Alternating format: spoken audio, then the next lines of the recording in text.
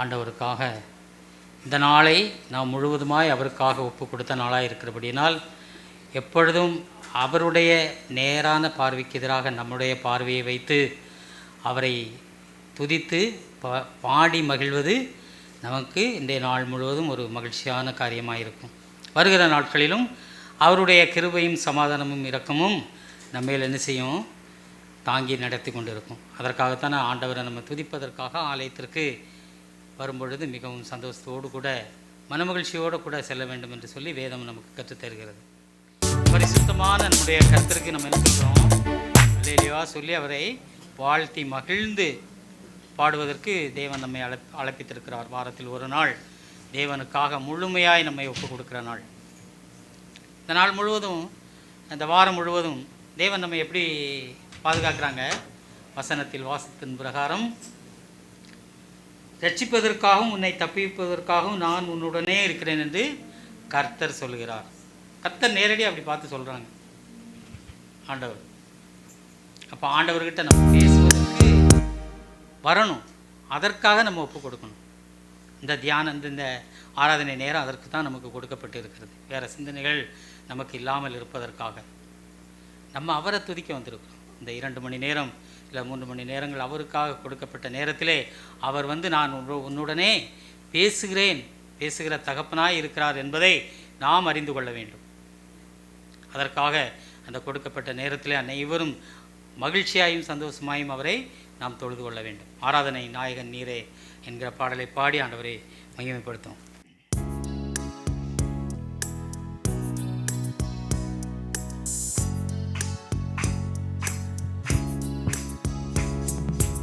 ஆராதனை நாயகன் நீரே, ஆராதனை வேந்தனும் நீரே, ஆராதனை நாயகன் நீரே, ஆராதனை வேந்தனும் நீரே, ஆயுள் முடியும் வரை உம்மை தொழுதிடுவே, ஆயுள் முடியும் வரை உம்மை தொழுதிடுவே, ஆராதனை நாயகனே, ஆராதனை வேந்தனும் நீரே,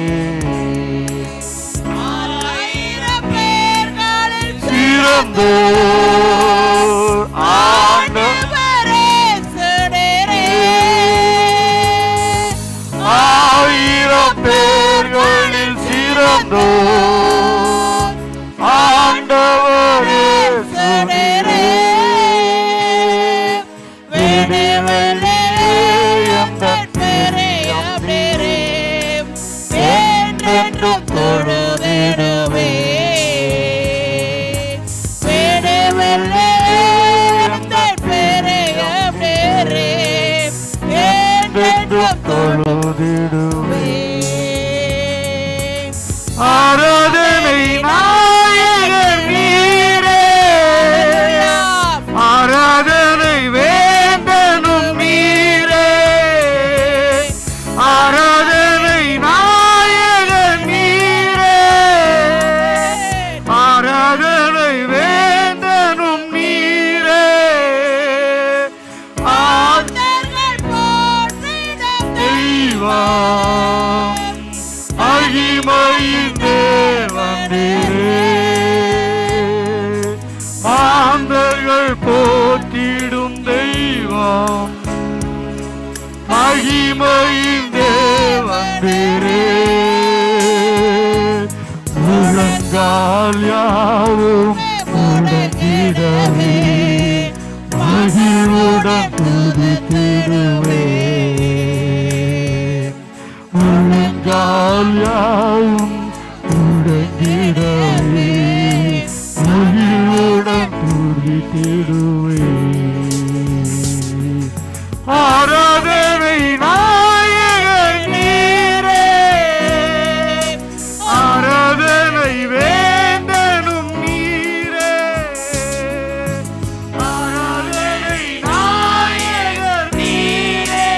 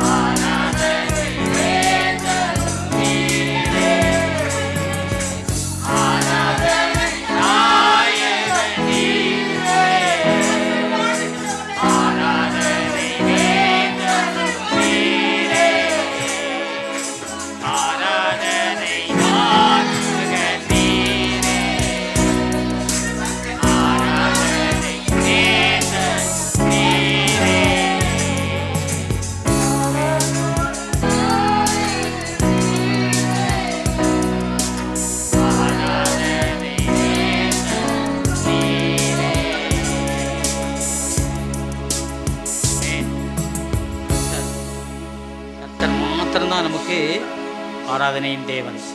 அவரை மட்டும்தான் நம்ம என்ன செய்யணும், எப்பொழுதும் துதித்து கொண்டு இருக்கணும்.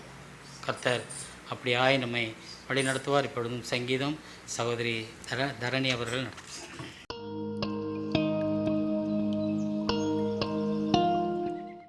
கர்த்தருடைய பரிசுத்த நாமத்துக்கு ஸ்தோத்திரம்.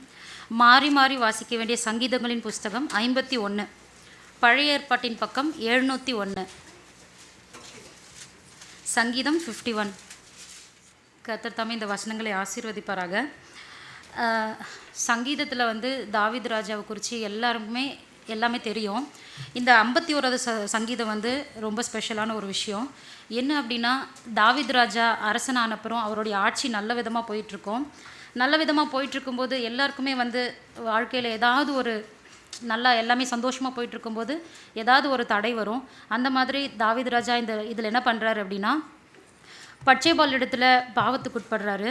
அந்த பாவத்தை அவர் பாவத்தை செஞ்சுட்டு அவங்களுடைய அதை கொஞ்சம் கூட அவர் இது பண்ணாமல் அவங்களுடைய கணவரையும் சாகடிக்கணும். பட்சேபால்கிட்ட பாவம் பண்ணிட்டோமேன்ற பாவத்தை உணராமல் அவங்களுடைய கணவனையும் சாவடிக்கணும்னு சொல்லிட்டு அவர் என்ன பண்ணுறாரு, மறைமுகமாக ஒரு கடிதத்தில் எழுதி அவங்களுடைய கணவரை போருக்கு போகும்போது அங்கே அவங்க கணவரையும் சாவடிச்சிடுறாரு. அதுக்கப்புறமா அப்பவும் அவர் உணராமலே இருக்கிறாரு. அந்த நேரத்தில் நாத்தான் தீர்க்கதரிசி தாவீதுகிட்ட என்ன சொல்கிறாரு, நீ செஞ்சது பாவம் என்று கண்டித்து உணர்த்துறாரு. அதை உணர்ந்ததுக்கப்புறம் தாவீது ராஜா அவர் அறைக்குள்ளே ஏசப்பாவை நோக்கி, அப்பா நான் செஞ்சது பாவம்னு சொல்லி அவர் ரொம்ப மனம் கசந்து அழுது அந்த பாவத்தை மன்னிக்காமல் விடாத அளவுக்கு என் பாவத்தை மன்னிச்சிருங்கன்னு சொல்லி கடவுள்கிட்ட ரொம்ப அதிகமாக அவர் விழுந்து அந்த பாவத்தை மன்னிக்கிற வரைக்கும் ஏசப்பா கிட்ட மன்னிப்பு கேட்டு இது பண்ணுறாரு. மனுஷனாக பிறந்த நாமளும் கூட ஏதாவது ஒரு பாவத்தில் பற்றி கொண்டே இருப்போம். எல்லாருமே மனுஷங்கன்னு பிறந்தாலே எல்லாருமே பர்ஃபெக்டாக வாழவே முடியாது. ஏதாவது ஒரு பாவம் நம்மளை சூழ்ந்துதான் இருக்கும். ஒவ்வொரு விஷயத்துலேருந்து விலக்கிக்கிட்டே வரணும். இப்போ செஞ்ச பாவங்களையே திரும்ப திரும்ப செஞ்சு கடவுள்கிட்ட மன்னிப்பு கேட்டுகிட்டே இருந்தால் கடவுள் கண்டிப்பாக மன்னிக்க மாட்டார். நம்ம ஒரு பாவத்தை செஞ்சுட்டு ஒரு மன்னிப்பு கேட்குறோன்னா திரும்ப அந்த பாவத்துக்குள்ளே திரும்பாமல் இருக்கணும். அதுக்கு முதலாவது நம்ம கடவுள்கிட்ட கேட்கணும். ஒவ்வொரு நாளையும் தொடங்கும்போது கடவுள்கிட்ட ப்ரேயர் பண்ணிவிட்டு நம்மளுடைய கண்களால் காதுகள் நம்மளுடைய சரீரங்களால் எந்த ஒரு அவயங்களிலையும் நம்ம பாவம் பண்ணக்கூடாதுன்னு ஒவ்வொரு நாளும் கடவுள்கிட்ட அதிகமாக அவர்கிட்ட ஜெபம் பண்ணி நம்ம சுத்திகரிச்சுட்டே இருக்கணும். கடவுளுடைய வருகை மிக சமீபமாக இருக்கிறது.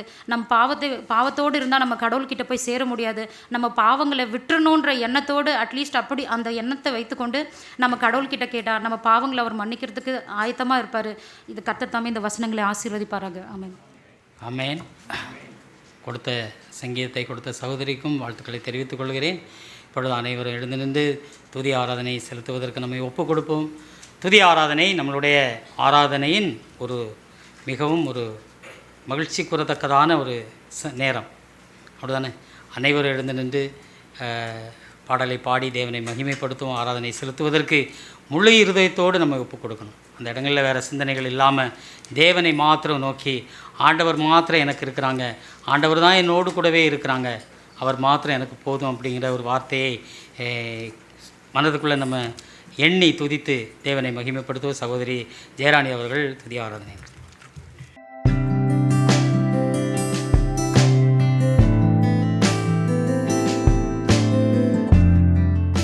ஹல்லேலூயா, பிரைஸ் தி லார்ட். எல்லாரும் சந்தோஷமாக இருக்கீங்களா? எல்லாரும் சந்தோஷமாக இருக்கீங்களா? சவுண்டே இல்லை, துக்கமுகமாக இருக்கிற மாதிரியே இருக்குது. சரி பரவாயில்ல, துக்கமுகமாக இருந்தாலும் நம்ம துதி செலுத்துவதன் மூலம் கர்த்தர் மகிமைப்படுவார். நம்முடைய துக்கம் எல்லாம் சந்தோஷமாக கண்டிப்பாக மாறும். மாதத்தின் கடைசி நாளுக்கு வந்திருக்கிறோம். ஒரு நிமிடம் தலைகளை தாழ்த்தி எல்லாரும் கர்த்தருக்கு முன்பதாக ஸ்தோத்திரம் செலுத்துவோம். ஏன்னா வேதம் சொல்லுது, அநேகருடைய ஸ்தோத்திரத்தினால் கிருபைகள் பெருகும் என்று சொல்கிறது. அதனால் எல்லாரும் ஒரு நிமிஷம் கர்த்தருக்காக நீங்கள் ஸ்தோத்திரம் சொல்லுங்கள். ஸ்தோத்திரிக்கிறோம் ஆண்டவரே, அன்பின் தாப்பனே, அப்பா அந்த நல்ல வேலைக்காக மஞ்சியோடு துதிக்கிறோம் ஆண்டவரே. நேற்றும் இன்றும் என்றென்றும் மாறாதவராக இருக்கிறபடியால் மஞ்சியோடு துதிக்கிறோம் சுவாமி. கடந்த 7 மாதங்களும் எங்களை கிருபையாய் வழி நடத்தி கர்த்தாவே இந்த மாதத்தின் கடைசி நாளை காணும்படியாக செய்த கிருபைக்காகவும் எங்களுக்காக நீர் கொடுத்த இந்த ஓய்வு நாளை அனுசரிக்க கொடுத்த கிருபைக்காகவும் மஞ்சியோடு துதிக்கிறேன் கர்த்தாவே. நீரே பொறுப்படுத்திக் கொள்ளும் வழி நடத்தும் இந்த துதி ஆராதனையை உங்கள் கருத்துக்களாக ஒப்படைக்கிறேன். இதில் எங்கள் பாவங்கள் எதுவும் வெளிப்படாதபடி தேவன் காத்து வழி நடத்துங்க. தடையாக இருக்கிற எல்லா பாவ காரியங்களையும் எங்கள் சிந்தையில் கர்த்தாவே இந்த துதி ஆராதனைக்காக தடையாக இருக்கிற எல்லா காரியங்களும் எங்களை விட்டு எடுத்து போடுங்க. உமது பிரசன்னத்தை நாங்கள் உணர அதை உதவி சேவன்மாய் ஜெபிக்கிறேன். நீரே பொறுப்படுத்திக் கொள்ளும், வழி நடத்தும். நேசிக்கிற இயேசு கிறிஸ்துவின் மூலம் எங்கள் ஜெபங்களும் நல்ல பிதாவே, ஆமென். அவர் ஆராதிக்கிற ஜனம் எப்படிப்பட்டதான்? பாக்கியம் உள்ளது. இப்போ நம்ம எல்லாரும் பாக்கியவான்கள், பாக்கியவதிகளாக இருக்கோம். ஏன்னா நம்மளாம் ஆராதிக்க போகிறோம். டெய்லி நம்ம ஆராதிப்போம். இருந்தாலும் சபைகளில் கர்த்தரிடத்தில் நம்ம அந்த ஆராதனையை ஏற்கும்போது, அந்த துதியை ஏற்கும்போது கர்த்தர் அதில் மகிமைப்படுறவராக இருக்கிறாரு. அவர் ஆராதிக்கிறவர்கள் ஒரு நாளும் வெட்கப்பட்டு போவதும் இல்லை, தலை குனிந்து போவதும் இல்லை என்று சொல்லியிருக்குது. அவரை நோக்கி பார்த்தவர்கள் பிரகாசம் அடைந்தார்கள். அப்போ அவரை நோக்கி பார்க்கும்போது கண்டிப்பாக நமக்கு எந்த துக்கமும் இருக்க போகிறதில்ல. வாழ்க்கையில் எவ்வளோ கஷ்டங்கள் இருக்கலாம், ஆனாலும் அவருடைய திரு சமூகத்துக்கு நம்ம வரும்போது அந்த கஷ்டங்கள் எல்லாம் நம்மளை விட்டு போகிறத நம்ம கண்டிப்பாக உணர்வோம். ஏன்னா அந்த துதி செலுத்துதல் அந்த மாதிரி இருக்கணும். ஒவ்வொரு வரிகளையும் நம்ம உணர்ந்து பாடணும். ஏதோ கடமைக்கு வந்தோம், பாட்டு பாடணும், ப்ரேயர் பண்ணோம் அப்படின்னு இல்லாமல் அந்த பாடல் வரிகளை நீங்கள் உணர்ந்து பாடும்போது உண்மையே கர்த்தர் நம்ம இடத்துல என்ன பேசுகிறாரு, என்ன நம்ம கர்த்தருக்கு நம்ம என்ன சொல்கிறோன்றது உங்களுக்கு தெளிவாக புரியும். அப்போ ஆட்டோமேட்டிக்காக அந்த துக்கம் எல்லாம் நம்மளை விட்டு போகும். அதனால் இப்போ எல்லாரும் கைகளை தட்டி சந்தோஷமாக உற்சாகமாக நம்ம பாட்டு பாடலாமா? எல்லாத்துலேயுமே ஒரு ஸ்டான்ஸாக மட்டும் அவர் எந்தன் சங்கீதமானவர், அதில் 2 ஸ்டான்ஸா, துதிகளின் மத்தியிலும் 2-3 பேர், அந்த 2 ஸ்டான்ஸை மட்டும் பாடுங்க. ஏன்னா நேரம் இல்லாதனால கம்மியாக பாடலாம். எல்லாரும் சந்தோஷமாக கரங்களை தட்டி பாடுங்க. அவர் எந்தன் சங்கீதமானவர், பலமுள்ள கோட்டையும்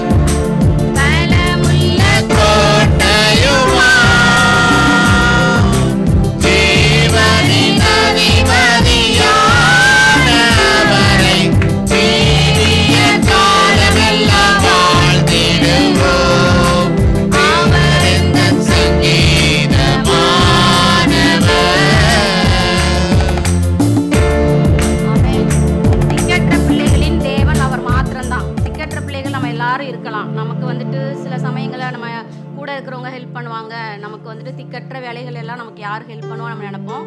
ஆனால் திக்கற்ற பிள்ளைகளுக்கு தேவன் நம்மளை உண்டாக்கினா நம்முடைய சர்வ வல்லமை பொருந்திய நம்முடைய ஆண்டவராக இயேசு கிறிஸ்து மாத்திரம்தான். 1 யோவான் 3:16 சொல்லப்பட்டிருக்கு, அவர் தம்முடைய ஜீவனை நமக்காக கொடுத்ததினாலே அன்பு இன்னதென்று அறிந்திருக்கிறோம். அப்போ அன்பு என்னன்று நம்ம நினைக்கிறோம். நம்ம ஃப்ரெண்ட்ஸுக்கிட்ட காட்டுற அன்பு, நம்ம ஹஸ்பண்டை காட்டுறது, ஒய்ஃப்கிட்ட காட்டுற அன்பு தான் அன்பு கிடையாது. அவரோட உயிர், சொந்த உயிரையே நமக்காக கொடுத்துருக்கிறாரு. விலையில்லாத அவருடைய உயிரை நமக்காக விலைக்கிரயமாக்கியிருக்காரு. அந்த ஈடுள்ள அன்புக்கு நாம் என்ன செய்யணும்? ஒவ்வொரு நாள் அவருடைய அன்பை நம்ம துதிச்சு பாடுறது மூலமாக தான் அவருக்கு நம்மளால் முடிஞ்ச அன்பை நம்மளால் செலுத்துகிறோம். அவருக்கு ஏற்ற பிள்ளைகளாக நம்ம நடக்கும்போது அந்த அன்பை அவர் அதை கண்ணார பார்த்து சந்தோஷப்படுறாரு. என் பிள்ளை எனக்கு ஏற்ற மாதிரி வாழுது, எனக்கு ஏற்ற மாதிரி நடக்குதுன்னு சொல்லி அதில் அவர் பிரியப்படுகிறவராக இருக்காரு. அப்படிப்பட்ட அன்பை காற்றில் வேற அன்பு நமக்கு உண்டா? ஒவ்வொரு நாட்களிலும் பிரியாமல் கடைசி வரை அந்த பாடலை பாடுவோம். ஒவ்வொரு நாட்களிலும் பிரியாமல் கடைசி வரை, ஒவ்வொரு நிமிடமும் கிருபையால் நடத்திடுமே. ஒவ்வொரு நாட்களிலும் பிரியாமல் கடைசி வரை, ஒவ்வொரு நிமிடமும் கிருபையால் நடத்திடுமே. நான் உம்மை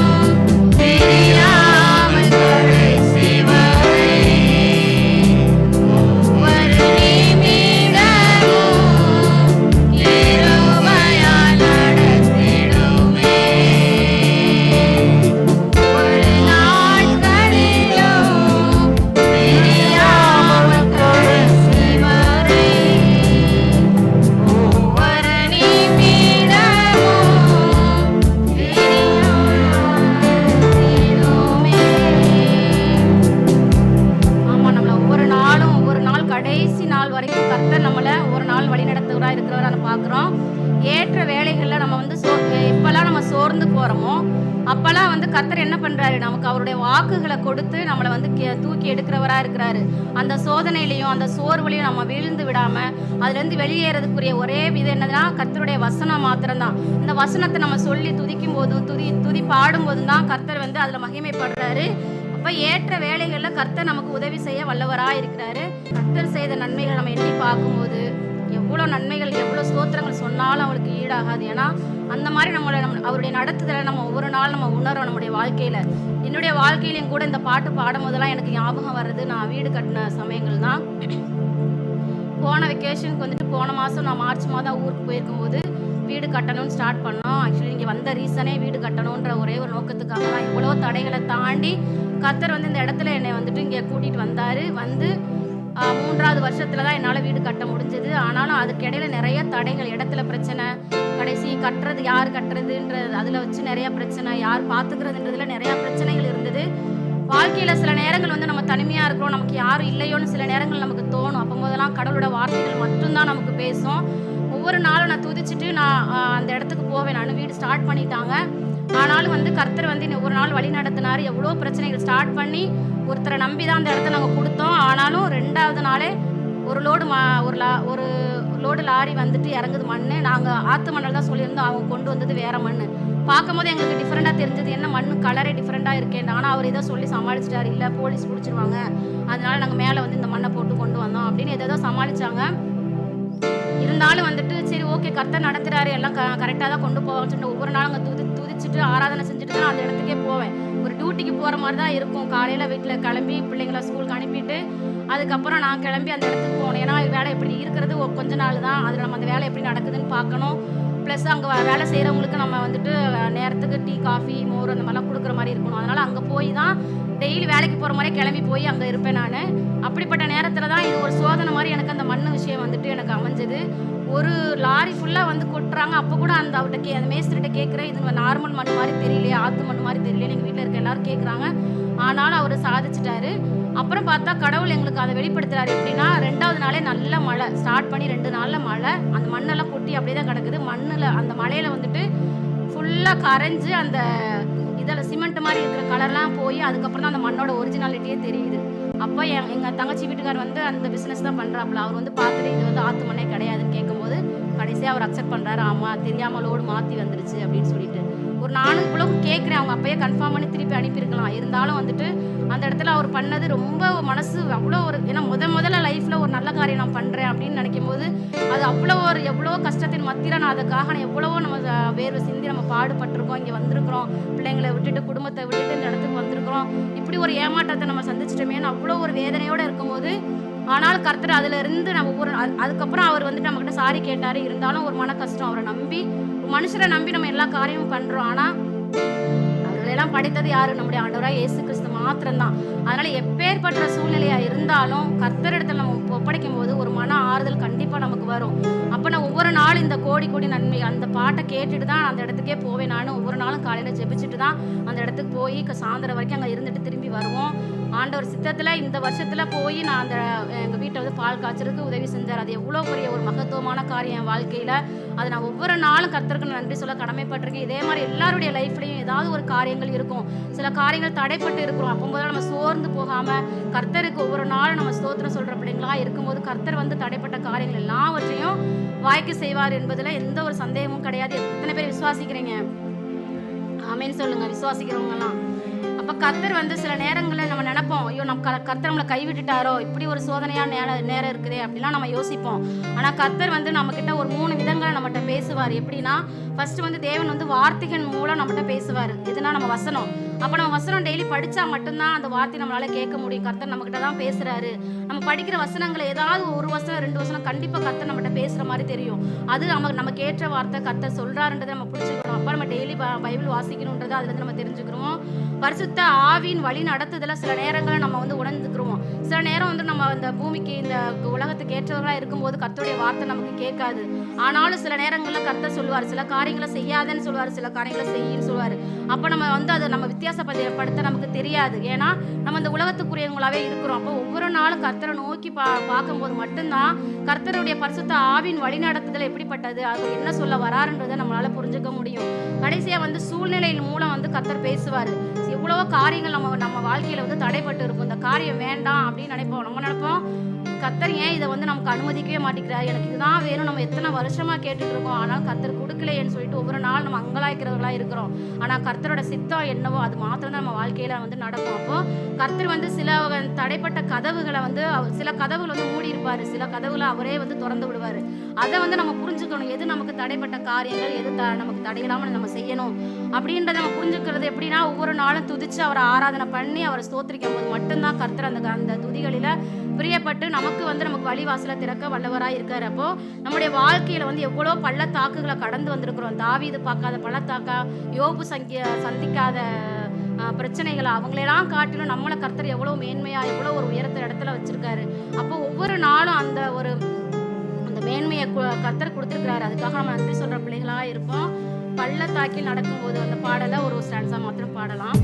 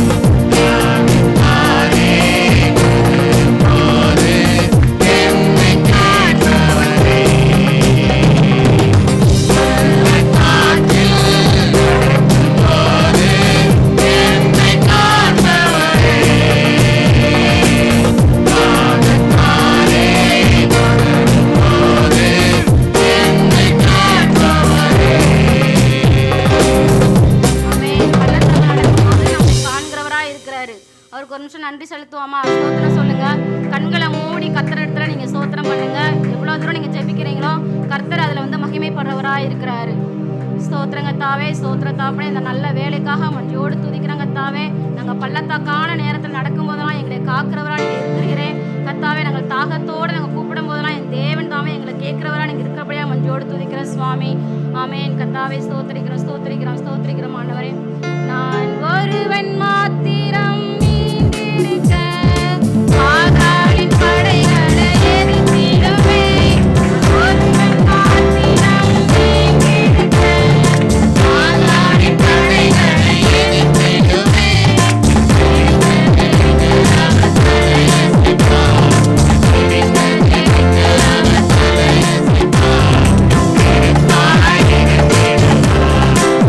Thank you.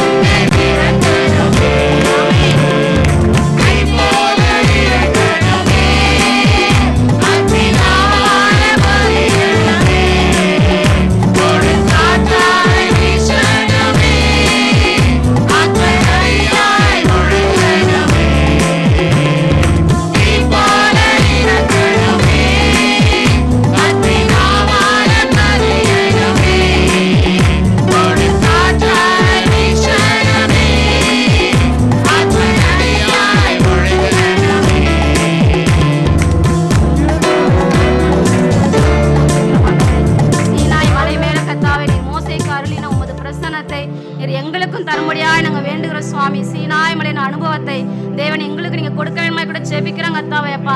நீர் எங்களை எதற்காக தெரிந்து கொண்டு எங்களுக்கு தெரியாது ராஜா. நீர் எதற்காக எங்களை உயர்த்தினீர் என்று எங்களுக்கு தெரியாது ராஜா. ஆனாலும் கர்த்தாவே ஒவ்வொரு நாளும் நீர் மேன்மையினால் எங்களை நடத்துகிற எங்களை ராஜாக்களோடும் பிரபுக்களோடு நீங்க அமர செய்த தேவன் கர்த்தாவே, நன்றியோடு துதிக்கிறோம் சுவாமி அப்பா. ஏன் என்னை தெரிந்து கொண்டீ தெரியவில்லை, ஏன் என்னை உயர்த்தினீ புரியவில்லை, ஏன் என்னை தெரிந்து கொண்டீ தெரியவில்லை, ஏன் என்னை உயர்த்தினீ புரியவில்லை. ஆடுகள் பின்னே அலைந்து திரிந்த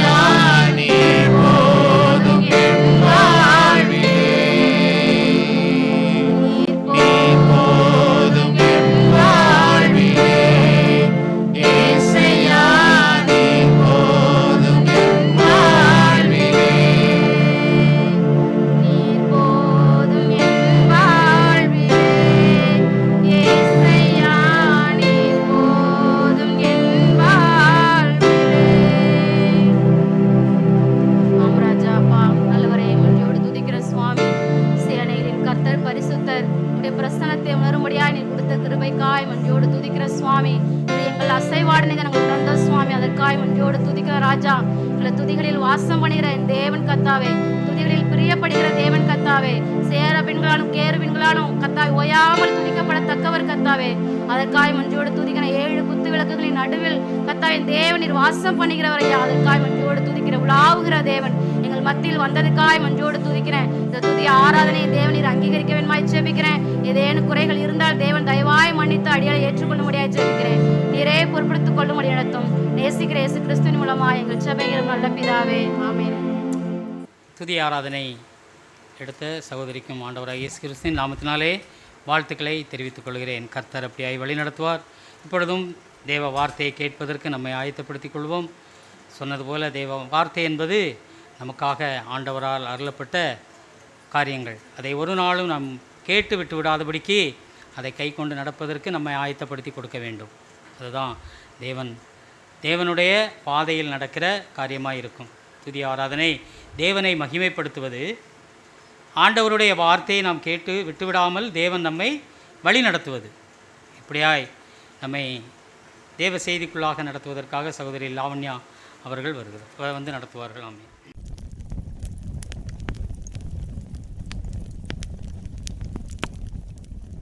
பிரைஸ் லார்ட்.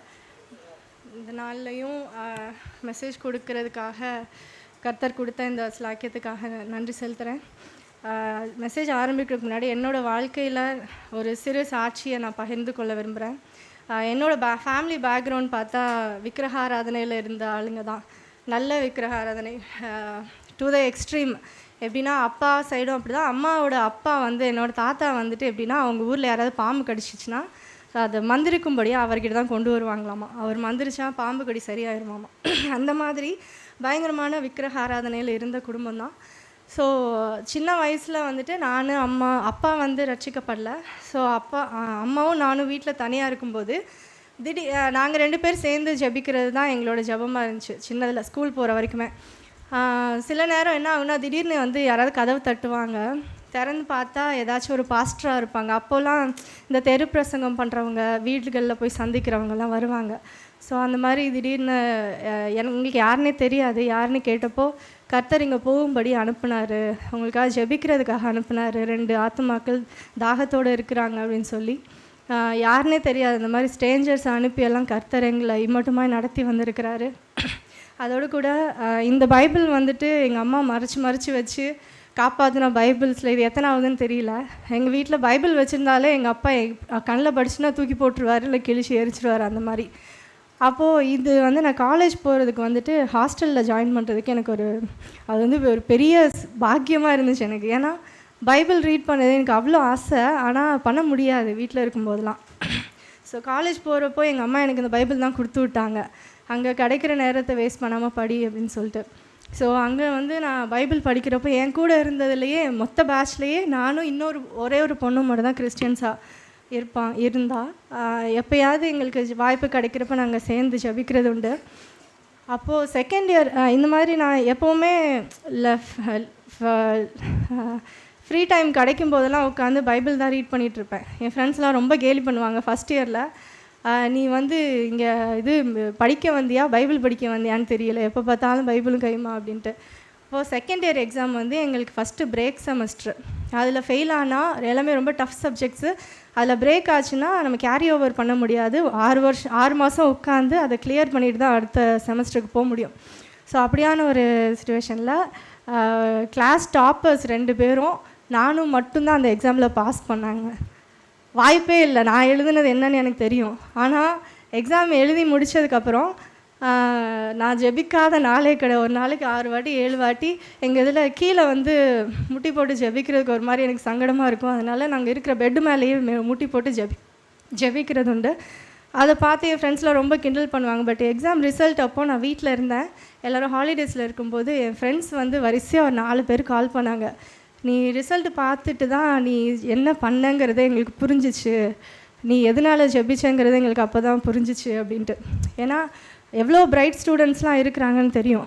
அவங்களுக்கு மத்தியில் கர்த்தர் வந்து நம்மளுக்கு என்னை தலைகுனியாத படிக்க அந்த நேரத்தில் ஒரு சாட்சியாக நிறுத்தினாங்க. ஸோ இது வரைக்கும் இங்கே கொண்டு வந்து எப்படியான ஒரு ஃபேமிலி பேக்ரவுண்டில் இருந்து இங்கே கொண்டு வந்து புல்பிட்டில் நிறுத்துறதுக்கு நான் தகுதி கிடையாது. பட் இந்த நேரத்தில் என்னை ஒப்பு கொடுத்து இந்த வார்த்தையை ரெடி பண்ணியிருக்கிறேன். இந்த வார்த்தையை ப்ரிப்பேர் பண்ணிவிட்டு எப்போவுமே வந்து கர்த்தர் எனக்கு எதாவது வெளிப்படுத்துகிறாருன்னா எனக்கு கன்ஃபார்ம் பண்ணுங்கள், 2 கன்ஃபர்மேஷனாச்சும் எனக்கு கிடைக்காம அதில் அடி எடுத்து வைக்க மாட்டேன். இப்போ வரைக்கும் காலையில் வரைக்கும் கன்ஃபார்ம் பண்ணுங்கள், எனக்கு கன்ஃபர்மேஷனே கிடைக்கல. ஆனால் ஃபஸ்ட்டு ஸ்டார்டிங் ப்ரேயரில் சிவா நான் ப்ரே பண்ணும்போது அவர் சொன்னார், நித்திய ஜீவனை அடையும்படியாக நம்மளை நடத்தணும் அப்படின்னு சொல்லிட்டு. அதுதான் என்னோடய டாபிக் இன்றைக்கி. அதுவும் இல்லாமல் வர்ஷிப் டைமில் அந்த எலியாவின் தேவனை பாட்டு, எலியாவை குறித்த சப்ஜெக்ட் தான் இன்றைக்கி நம்ம பார்க்க போகிறோம். ஸோ 2 கன்ஃபர்மேஷனும் கிடச்சிருச்சு. கன்ஃபார்மாக நம்ம ஒரு உறுதியாக இந்த மெசேஜ்குள்ளே போகலாம். 2 ராஜாக்கள் 2வது அதிகாரத்தில் 2 ராஜாக்கள் 2வது அதிகாரத்தில் 1வது வசனத்துலேருந்தே வாசிங்க. ஃபஸ்ட்டு வந்து இது எலியா வந்து எப்படி மரித்தார், எலியா எப்படி மரித்தாங்க? அவர் பூமியில் மறிக்கவே இல்லை, சுழல் காற்றில் அக்கினி ரதத்தில் ஏறி நேராக பரலோகத்துக்கு போயிட்டாங்க. ஸோ அவர் அந்த மாதிரி சுழல் காற்றில் ஏறி போகிறதுக்கு, பரலோகத்துக்கு போகிறதுக்கு முன்னாடி அவர் கிராஸ் பண்ண 4 ஸ்டேஜஸை குறித்து தான் நம்ம பார்க்க போகிறோம். ஃபஸ்ட்டு அவர் என்ன சொல்கிறாருன்னா, பரலோகத்தை எடுத்துக்கொள்ள போகிற போது எலிசாவோடே கூட கில்கால்லேருந்து புறப்படுறாரு. ஃபஸ்ட்டு எங்கேருந்து ஸ்டார்ட் பண்ணுறாங்க? கில்காலில். இப்போ இந்த கில்கால்ங்கிறது உடன்படிக்கையை குறிக்குது. இந்த உடன்படிக்கை ஏன் இது வந்து உடன்படிக்கையை குறிக்குதுன்னு பார்க்கலாம். யோசுவா 5வது அதிகாரம் 2வது வசனம் 9வது வசனம் அதுலேயே. அப்போது இந்த இடத்துல நம்ம பார்க்குறோம், யோசுவா வந்துட்டு அவங்க கூட இருந்த இஸ்ரவேலர்கள் எல்லாரையும் ஆல்ரெடி அவங்க எல்லாருமே விருத்த சேதனம் பண்ணப்பட்டவர்கள் தான். ஏன்னா இஸ்ரவேலேருந்து கிளம்புனப்போ அவங்க எல்லாரும் விருத்த சேதனம் பண்ணப்பட்டிருந்தாங்க.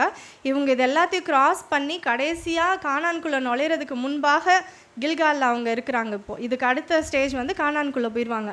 அப்போ அந்த இடத்துல கர்த்தர் வந்து யோசுவா கூட சொல்கிறாரு, இந்த அதிகாரம் நீங்கள் வாசித்து பார்த்தீங்கன்னா தெரியும், ஏன் அவர் 2வது விசை திருப்பி விருத்த சேதனம் பண்ண சொல்கிறாருன்னா, ஃபஸ்ட்டு அங்கேருந்து கிளம்புன கூட்டத்தில் யாருமே இப்போ உயிரோடு இல்லை. ஏன்னா 40 இயர்ஸ் அவங்க வந்து வனாந்தரத்தில் நடந்து திரிஞ்சு இப்போ வந்து சேர்ந்துருக்காங்க. இது அவங்களோட சந்ததிகள். அதனால தான் வந்து அதனுடைய நோக்கம் வந்து அதுதான், இன்னொரு விஷயம் நீ இவங்க எல்லாரையும் விருத்த சேதனம் பண்ணுன்னு சொல்லி கட்டளையிடுறாங்க. ஸோ அது விருத்த சேதனம் பண்ணுற அந்த காரியம் வந்து ஒரு இரத்தத்தை சிந்துகிற ஒரு காரியம் இல்லையா? அது வந்து ஒரு பரிசுத்தம், அதாவது பரிசுத்தத்தை குறிக்குது. ஸோ யோசுவா 5:10வது வசனம், அங்கே தான் வந்து அவங்க ஃபஸ்ட்டு பஸ்காவை வந்து ஆசரிக்கிறாங்க. அதாவது கொடுக்கப்பட்ட அந்த ப்ராமிஸ் லேண்டுக்குள்ளே போகிறதுக்கு முன்பாக அவங்க ஆசரிக்கிற முதல் பஸ்கா அதுதான். அப்போது பஸ்கானா என்னது? அந்த பாஸ் ஓவர் ஃபெஸ்டிவல். ஜீசஸ் வந்துட்டு சொல்லுவாங்க, நம்ம பஸ்கானா எல்லாருக்கும் தெரியும்ல. அப்போது நம்மளுக்காக அடிக்கப்பட்ட பஸ்கா ஆட்டுக்குட்டியானவர் யார்? ஏசு கிறிஸ்து. அவர் சிந்தின ரத்தத்தினால இந்த நம்ம புதிய ஏற்பாட்டு கிறிஸ்தவர்களுக்கு கூட ஒரு புதிய உடன்படிக்கை பண்ணியிருக்கிறார் ஆண்டவர். ஆமாம் தானே? ஏசு கிறிஸ்துவின் மூலமாக அவர் ரத்தத்தினால நம்மளுக்கு புதிய உடன்படிக்கை பண்ணப்பட்டிருக்குது.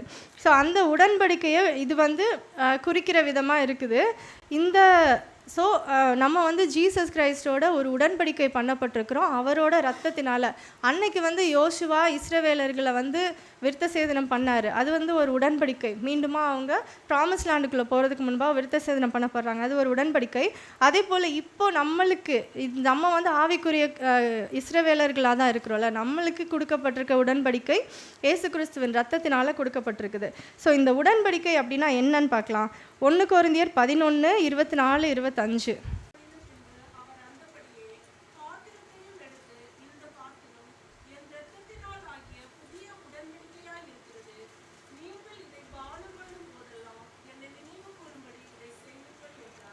அப்போது இதுதான் அந்த உடன்படிக்கை. அவருடைய இரத்தத்தையும் மாம்சத்தையும் அதில் அந்த பந்தியில் பங்கு கொள்ளும்படியாக நம்ம கொடுத்துருக்கிற உடன்படிக்கை இதுதான்.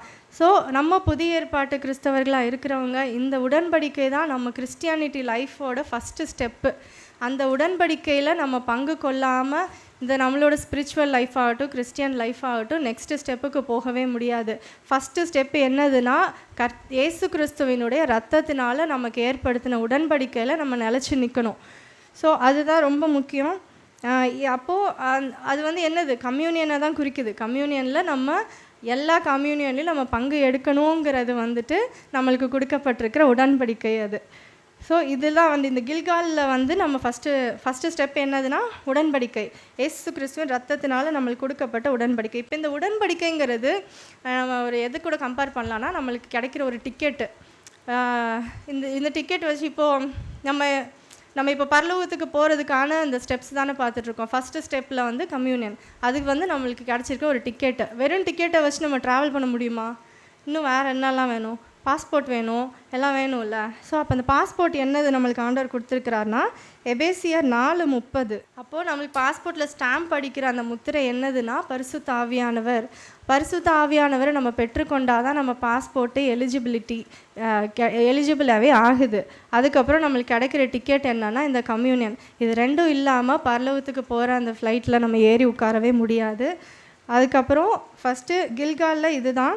அதே போல் அதில் நம்மளுக்கு சில ரெஸ்ட்ரிக்ஷன்ஸும் உண்டு. இந்த உடன்படிக்கையில் நம்ம கலந்துக்கிறதுக்கு ஒரு ரெஸ்ட்ரிக்ஷன்ஸ் உண்டு. 1 கொரிந்தியர் 11:26 30 வரைக்கும் ஆக்சுவலாக சொல்லப்பட்டிருக்குது. அது என்னன்னு நம்மளுக்கு தெரியும். அபாத்திரமாய் போஜன பானம் பண்ணுகிறவன் கர்த்தருடைய அப்பத்தை புசித்து அவருடைய பாத்திரத்தில் பானம் பண்ணுகிறவன் எவனோ அவன் கர்த்தருடைய சரீரத்தையும் இரத்தத்தை குறித்து குற்றமுள்ளவனாக இருப்பான். ஸோ இந்த கம்யூனியனில் நம்ம எடுத்துக்கிற கம்யூனியன்லேயுமே வந்து நம்ம எவ்வளோ பரிசுத்தமாக அதை ஆசரிக்கணுங்கிறதையும் இதில் கொடுத்துருக்குறாங்க.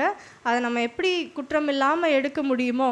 இப்போ குற்றத்தோடு நம்ம எடுக்கிறோன்னா நம்ம பாஸ்போர்ட்டு டிக்கெட்டு வந்து டூப்ளிகேட் டிக்கெட் ஆயிரும். டூப்ளிகேட் டிக்கெட்டை வச்சு நம்ம ட்ராவல் பண்ண முடியாது, பிடிச்சிருவாங்க. அந்த உலக பிரகாரமாக இருக்கிற ஏர்போர்ட்லேயே ஒரு சும்மா போட்ட ஒரு டிக்கெட் எடுத்து நான் உள்ளே போக முடியுமா?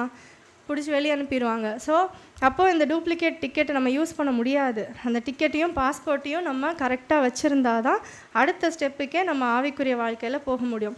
ஸோ ஃபஸ்ட்டு ஸ்டெப்பு 2 ஹெவன் வந்துட்டு உடன்படிக்கையில் நம்ம நிலச்சி நிற்கணும். 2 ராஜாக்கள் 2வது அதிகாரம் 2வது வசனம் வாசிங்க. 2வது வசனம் வந்துட்டு சொல்லுது, அடுத்து எங்கே போனார்? கில்காலில் இருந்து பெத்தேலுக்கு போகிறாரு. பெத்தேல்னா என்னது? பெத்தேல்ங்கிறதுக்கு ஒரு மீனிங் கொடுத்துருக்காங்க பைபிளில். பெத்தேல்னா தேவனுடைய வீடு, வானத்தின் வாசல், அந்த மாதிரி. அப்போது இப்போ ஃபஸ்ட்டு கில்கால் முடிச்சுட்டு அவர் பெத்தேலுக்கு போகிறாரு. பெத்தேலுங்கிறது வந்து தரிசனத்தை குறிக்குது. ஏன்னா யாக்கோபுக்கு கிடைச்ச ஒரு தரிசனத்தை நிமித்தம் தான் அந்த இடத்துல அவர் பெத்தேல்னே பேர் வச்சார் இல்லையா? அதை ஒரு நிமிஷம் வாசிக்கலாம்.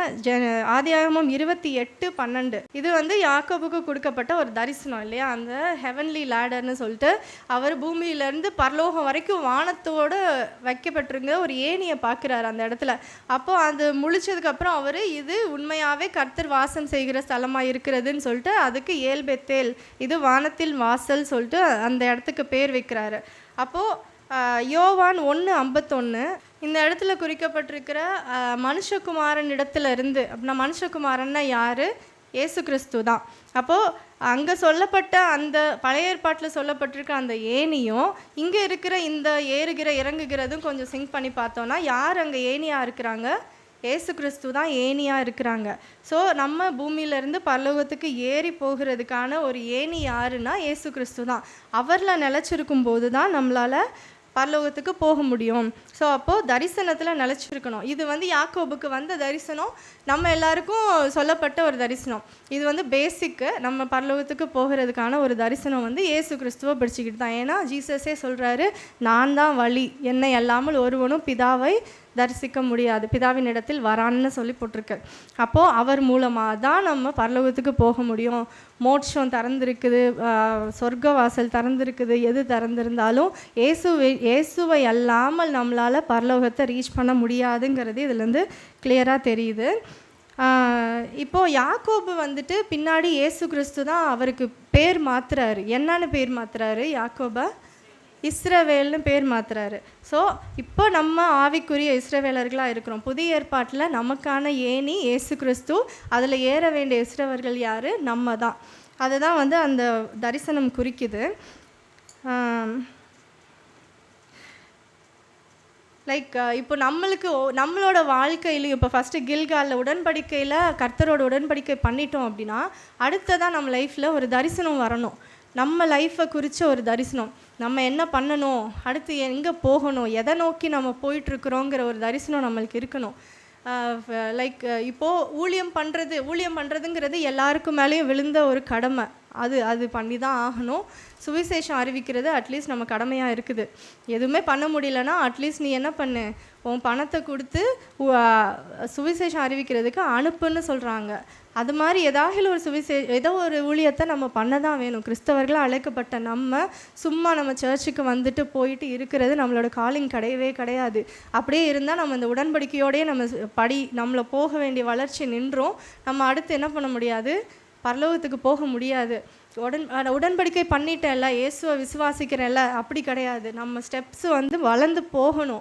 ஏன்னா எலியா நினச்சிருந்தா அவர் கில்கால்லையே அவரை கொண்டு போயிருக்கலாம்ல, ஏன் அவரை கடந்து 4 இடத்துக்கு போக சொல்லணும்? ஆவியானவர் கர்த்தர் ஏன் போக சொல்லணும்? அவர் இந்த 4த்தையுமே கிராஸ் பண்ணி தான் ஆகணும் நம்ம லைஃப்பில். ஸோ கிறிஸ்டியன்ஸ் ஆகி நம்மளுக்கு இது சொல்லப்பட்டிருக்குது. அப்போது ஒவ்வொருத்தருக்கும் என்ன காலிங், சில்ட்ரன்ஸ் மினிஸ்ட்ரியா, யூத் மினிஸ்ட்ரியா, பெரியவங்க மத்தியில் ஹாஸ்பிட்டல் மினிஸ்ட்ரி, தெரு பிரசங்கம், எவ்வளவோ ஊழியங்கள் இருக்குது. நம்ம இதில் எதுக்காக நம்மளை அழைக்கப்பட்டிருக்கிறோம் அப்படின்னு சொல்லிட்டு நம்ம தெரிஞ்சுக்கணும் கண்டிப்பாக.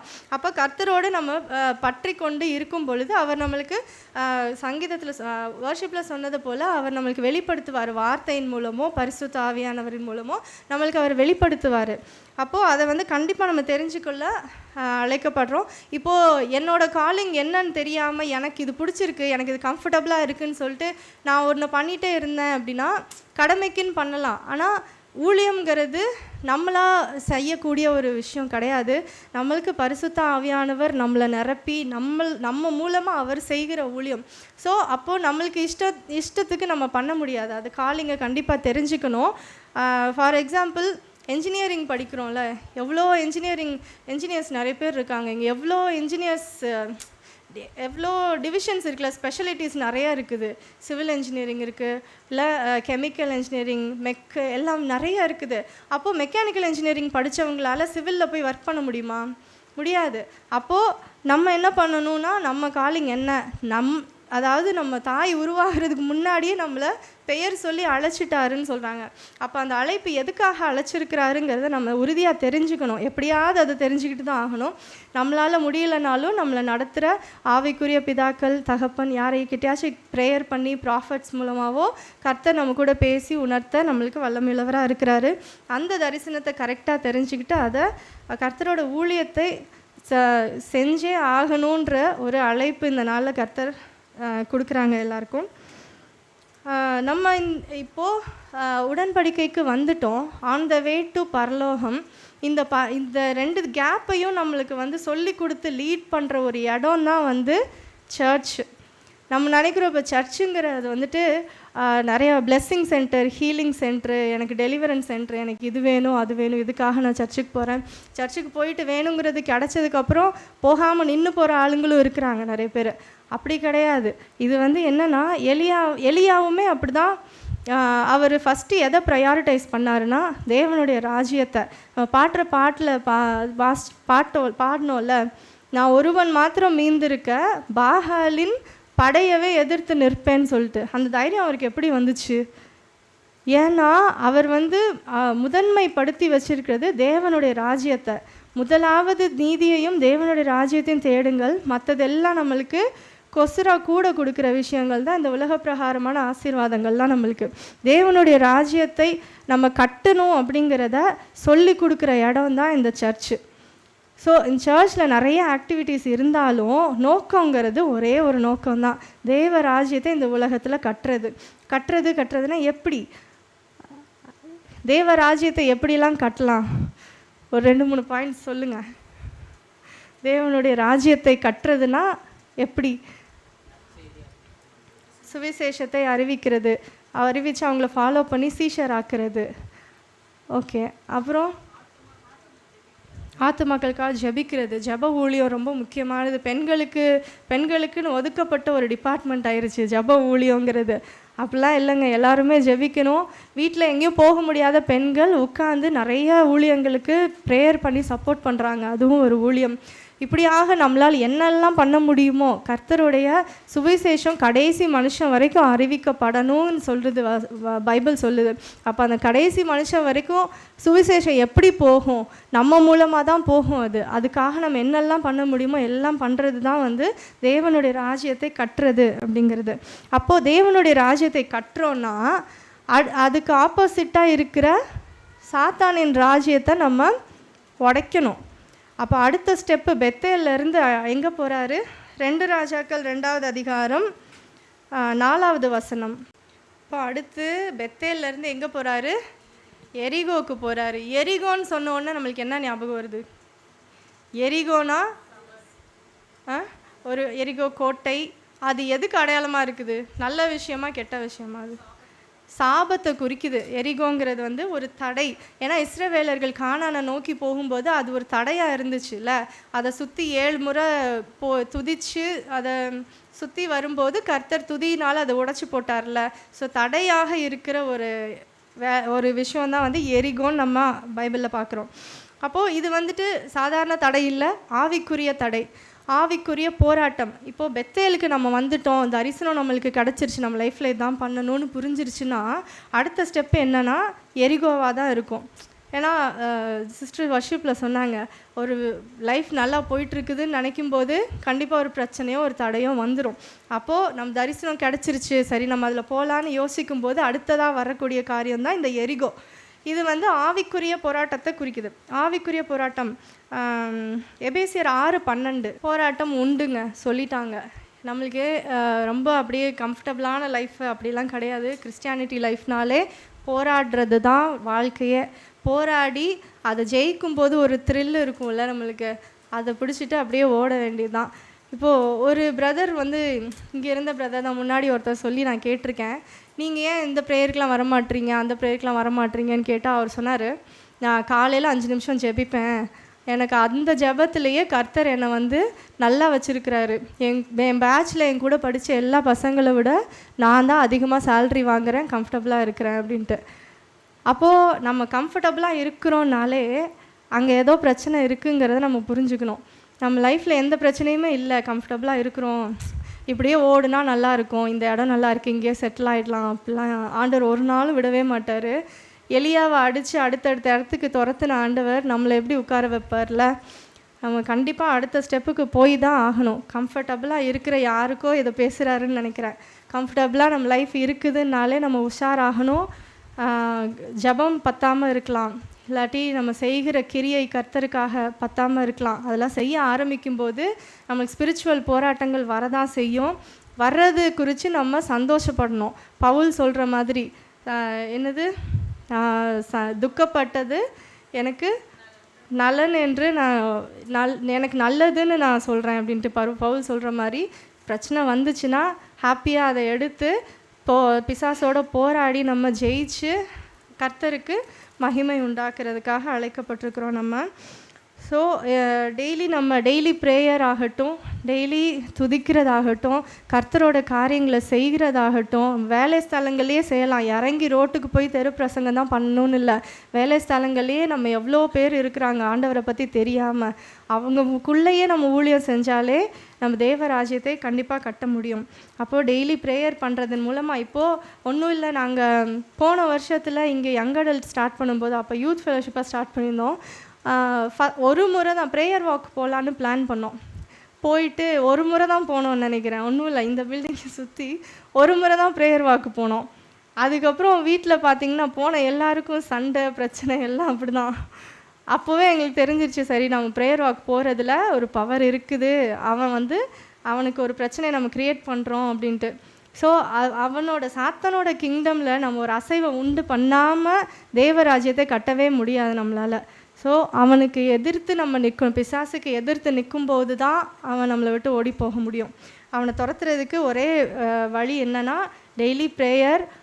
பிசாசில் அதாவது பாவத்தில் கட்டப்பட்டிருக்கிறவங்க, பாவத்தின் பிடியில் இருக்கிறவங்க, பிசாசின் போராட்டத்தில் இருக்கிறவங்க, இவங்க எல்லாருக்காகவும் நம்ம ஜெபிச்சு தான் ஆகணும். டெய்லி எனக்கு இது வேணும், எனக்கு அது வேணும், அந்த ப்ரேயரையே விட்டுருங்க.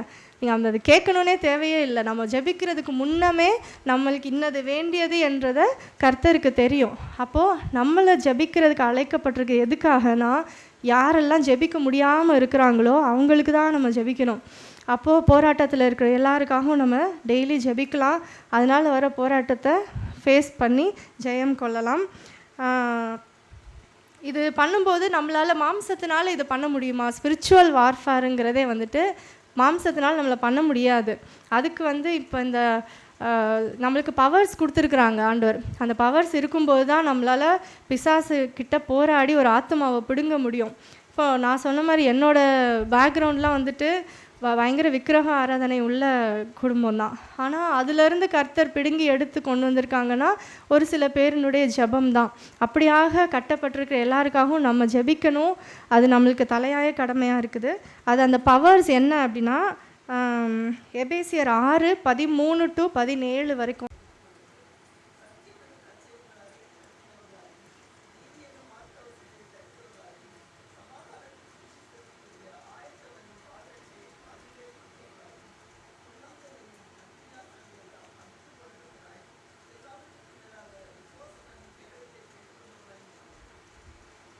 ஆமென். அடுத்து ரட்சணியம் என்னும் தலை சீராவையும் தேவ வசனமாகிய ஆவியின் பட்டயத்தையும் எடுத்துக்கொள்ளுங்க. இந்த ஆறுமே வந்துட்டு நம்மளுக்கு ஸ்பிரிச்சுவல் வார்ஃபேர் பண்ணுறதுக்கான பவர்ஸ்.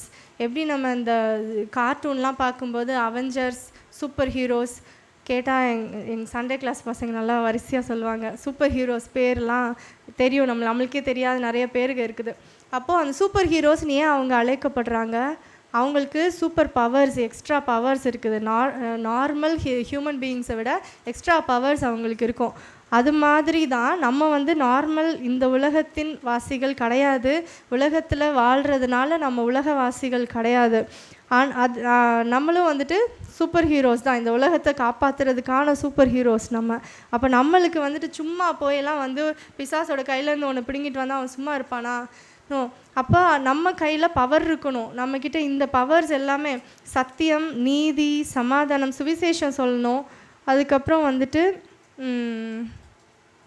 விசுவாசம், ரட்சண்யம், தேவ வசனம், இது எல்லாமே வந்து நம்மளோட பவர். இது எல்லாம் நம்ம வந்து டெய்லி இந்த வசனங்களை சொல்லி நம்ம ஜெபிச்சு இந்த 6 பவர்ஸையும் நம்ம பெற்றுக்கொண்டாதான் இந்த எரிகோங்கிற ஆவிக்குரிய போராட்டத்தில் நம்ம போராடி வெற்றி பெற முடியும். தேவ வசனம் வந்து ரொம்ப முக்கியமானது. இது 6க்கு மேலாக இன்னொரு பவர், எல்லாவற்றுக்கும் மேலாக ஒரு நாமம் நம்மளுக்கு கொடுக்கப்பட்டிருக்கிறது. என்னது? ஏசுங்கிற ஒரு நாமம் இருக்குது. ஏசுங்கிற அந்த வார்த்தையை சொன்னாலே பிசாசோட ராஜ்யம் கண்டிப்பாக ஒரு அசைக்கப்படும். அந்த சொல்லப்பட்ட நேரத்திலேயே அவனுக்கு ஒரு அசைவு உண்டாகும் கண்டிப்பாக. அப்போ ஏசுங்கிற இந்த நாமம் பழைய ஏற்பாட்டு காலத்தில் அவங்களுக்கு கொடுக்கப்படலை. ஆனாலும் இந்த புதிய ஏற்பாட்டு காலத்தில் இருக்க நம்மெல்லாம் எவ்வளோ பிளஸ்ஸடு. ஏசுங்கிற ஒரு நாமம், அவர் நம்மளுக்காக வந்து மரித்து நம்மளுக்காக சிந்தின ரத்தம், இது ரெண்டத்தை வச்சு நம்மளால் செய்யக்கூடாத காரியம் ஒன்றுமே கிடையாது. ஸோ அப்போ இந்த ஸ்பிரிச்சுவல் வார்ஃபேர் நம்ம போராடி ஜெயிக்க நம்மளுக்கு எவ்வளோ பவர்ஸ் கடவுள் கொடுத்துருக்குறாரு. இதெல்லாம் யூஸ் பண்ணி பிசாசோட ராஜ்யத்தை நம்ம உடைச்சி தேவராஜ்யத்தை கட்டுறதுக்கு அழைக்கப்படுறோம். அது ஒரு 2 ரெஃபரன்ஸ் பார்க்கலாம் இதில். ராகாப் பற்றி தெரியும் நம்மளுக்கு. ராகாப் வந்து எங்கே குடியிருந்தாங்க? எரிகோ கோட்டையோட அந்த மதிலில் தான் அவங்க வீடே இருந்துச்சு. She was a prostitute. அந்தப்போ அவங்க வந்து ஒரு பாவத்தின் வாழ்க்கையில், பாவத்தின் கட்டில் கட்டப்பட்டிருந்தவங்க தான். ஆனால் அவங்களுக்கு ஒரு ஆப்பர்ச்சுனிட்டி கிடச்சிச்சு. கர்த்தர் கொடுத்தாரு. அவர் ரட்சிக்கப்படுறதுக்கான ஒரு கர்த்தர் கொடுத்த ஒரு ஆப்பர்ச்சுனிட்டி அதில். அப்போது அதை வந்து சரியாக யூஸ் பண்ணி அவங்களுடைய பாவத்திலேருந்து வெளியே வந்துட்டாங்க.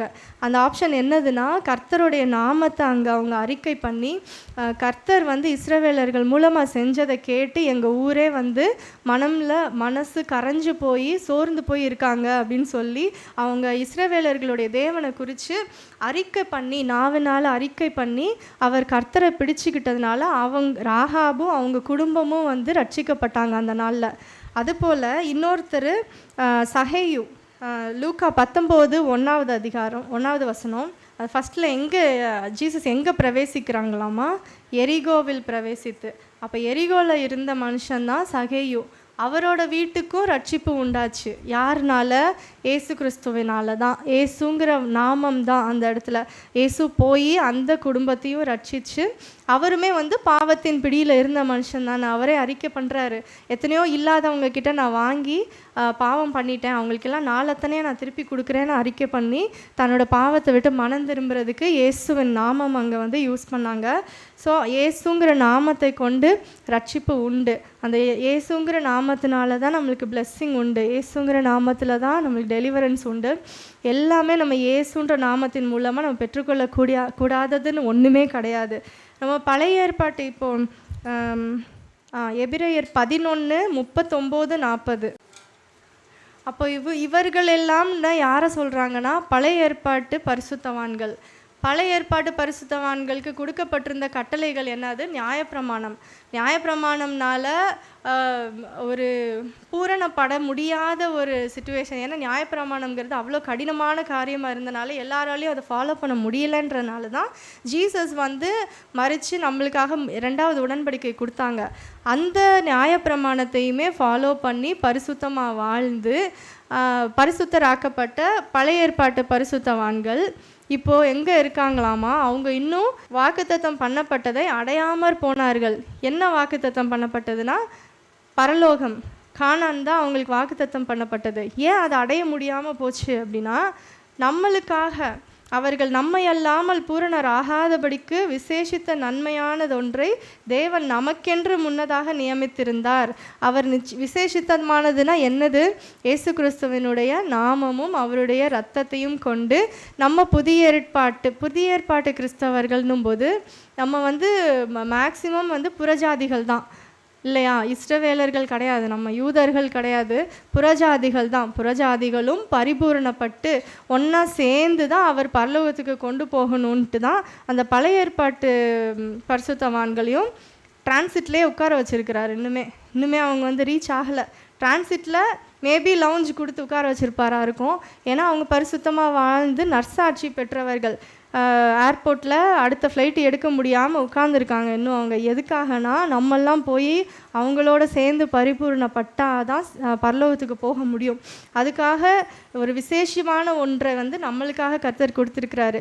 அந்த இயேசு என்ற நாமத்தையும் இயேசுவின் ரத்தத்தையும் கொண்டு நம்ம இந்த எரிகோ என்ற ஆவிக்குரிய போராட்டங்களையெல்லாம் ஓவர் கம் பண்ணி அடுத்ததாக எங்கே போகணுன்னா வாசிங்க 2 ராஜாக்கள் 2:6 வசனம்.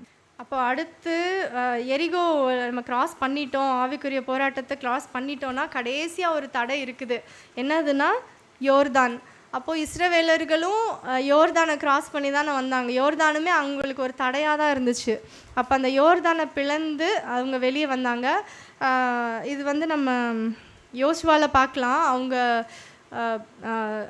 அந்த உடன்படிக்கை பெட்டியை தூக்கிட்டு வந்த ஆசாரியர்கள் ஆற்றின் நடுவில், யோர்தான் ஆற்றுக்கு நடுவில் நிற்கும்போது மற்றவங்க எல்லாம் வெட்டாந்தரையில் நடக்கிற மாதிரி நடந்து கிராஸ் பண்ணாங்க.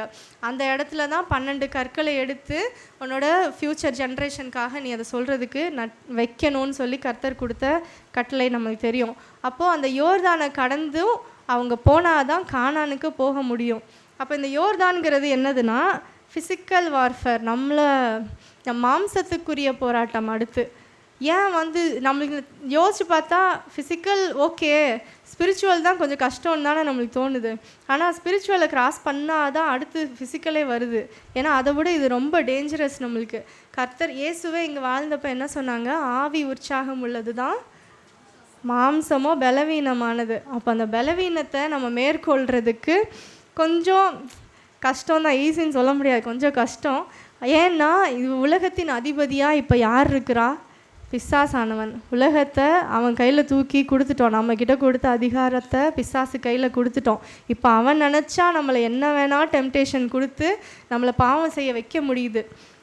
எக்ஸாம்பிள், நம்மளுக்கு இப்போ காலத்தில் நம்ம பார்க்குறோம், நம்ம ஒரு 10 வருஷத்துக்கு ரொம்ப பின்னாடிலாம் போக வேணாம், எங்களோட வாலிப நாட்களில் ஒரு 10 வருஷத்துக்கு பின்னாடி போனால் இதெல்லாம் பாவம்னு நாங்கள் வெறுத்து பார்த்த காரியங்கள்லாம் இப்போ எங்களுக்கு அடுத்த ஜென்ரேஷன் அதனால என்ன அப்படின்னு பண்ணிகிட்ருக்குறாங்க. ஸோ பிசாசு நம்மளை நினச்சா மாம்சத்தின் கிரியைகளை நம்மளை தூண்டி அவன் என்னெல்லாம் பண்ண முடியுமோ அவன் பண்ணிகிட்ருக்கிறான்.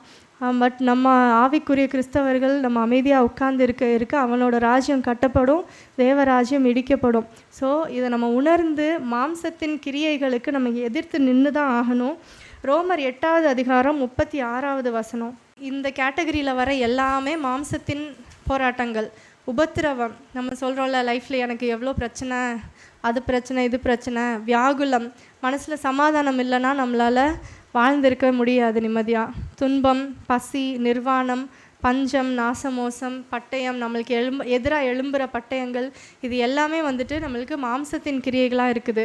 இதையெல்லாம் நம்ம மேற்கொள்கிறதுக்கு என்ன பண்ணலாம், அதுக்குமே கொஞ்சம் பவர்ஸ் கொடுத்துருக்கிறார் ஆண்டவர் நம்மளுக்கு. கலாத்தியர் 5வது அதிகாரம் 19 to 21. கலாத்தியர் 5:19 to 21. இது பவர் இல்லை, இதுவுமே வந்துட்டு மாம்சத்தின் கிரியைகளாக நம்மளுக்கு கிரியை செய்கிற காரியங்கள். இது எல்லாமே அது 21வது வசனத்தில் நம்ம பார்க்கலாம். இது எல்லாத்தையும் செய்கிறவங்க, எல்லாத்தையும் செஞ்சு கம்ப்ளீட் பண்ணும் இல்லை, அதில் ஏதாவது ஒரு பாவத்தை நம்ம பண்ணாலுமே என்ன பண்ண முடியாதான், தேவனுடைய ராஜ்யத்தை சுதந்தரிப்பதில்லை என்று இப்பொழுதும் உங்களுக்கு சொல்லுகிறேன். அப்போது இந்த பாவம்லாம் நம்ம வாழ்க்கையில் இருக்குமானால் அதை நம்ம விட்டு விலகுனாதான் பரலோகத்துக்கு போக முடியும். அது இல்லாமல் நம்ம எவ்வளோ நன்மையான காரியங்கள் பண்ணாலும், நம்ம எவ்வளோ நற்சாட்சி பெற்றாலும் அடுத்த ஃப்ளைட் ஏற முடியாது. நம்ம டிக்கெட் டூப்ளிகேட் டிக்கெட் ஆகிடும்.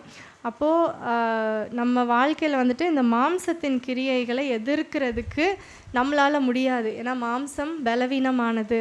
அந்த பலவீனமான மாம்சத்தை மேற்கொண்டு நம்ம இந்த கிரியைகளை எல்லாம் நம்ம எதிர்க்கணும் அப்படின்னா, இப்போ ஃபார் எக்ஸாம்பிள் 21ல் ஃபஸ்ட்டு பொறாமை, கொலைகள், வெறிகள், களியாட்டுகள் சும்மா என்டர்டெயின்மெண்ட்டுக்கு தேவையில்லாதவைகள். அதுக்கெல்லாம் நம்ம இம்பார்ட்டன்ஸ் கொடுக்குறத குறைக்கலாம்ல. இது ரொம்ப கஷ்டம் இல்லைல்ல, லாஸ்ட் ஆப்ஷனாக கொடுத்துருக்குறாங்க களியாட்டுகள். அதில் நம்மளுக்கு கொடுக்குற நேரமுமே பாவம் தான் சொல்கிறாங்க. நம்ம சினிமா பார்க்குறது, சினிமா பாட்டு கேட்குறது என்டர்டெயின்மெண்ட்டு தான், ஓகே. பட் அந்த என்டர்டெயின்மெண்ட்டுமே பாவங்கள்னு இந்த லிஸ்ட்டில் வந்திருக்கும் போது நம்ம கொஞ்சம் உஷாராகணும்ல.